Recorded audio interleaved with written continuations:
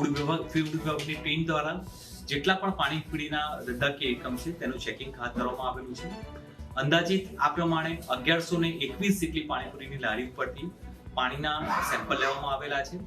સાથે સાથે 77 જેટલા પ્લેસીસ ઉપરથી જે તે લોકોનો ખાદ્ય પદાર્થ છે, જે રગડો કહીએ કે પાણીપુરીનો મસાલો છે, તેના પણ સેમ્પલ લેવામાં આવેલા છે.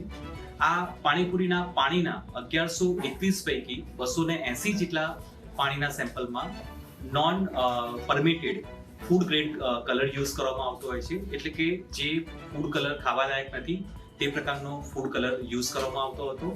સાથે સાથે જે માવાના સેમ્પલ લેવામાં આવેલા છે તેમાં 2 માવાના સેમ્પલમાં બેક્ટેરિયોલોજિકલ કન્ટામિનેશન જોવા મળેલું હતું, જેના લીધે મે બી પોસિબલ કે ફૂડ વોટ ડિસીઝ થવાની શક્યતા રહેલી છે. આમ કોર્પોરેશન દ્વારા મહત્તમ ફૂડ એક્ટિવિટી જે અનહાઇજેનિક જણાતું હોય તેને નાશ કરવાની કામગીરી કરવામાં આવી રહી છે. સાથે સાથે આ પ્રકારના જે ફૂડ ગ્રેડ આપણને મળી રહ્યા છે કે જે નોન પરમિટેડ હોય છે, આ તમામ લારીઓ પણ કોર્પોરેશનના એસેટ વિભાગ દ્વારા તેને દમણ ખાતે ઉપાડી લેવામાં આવેલી છે.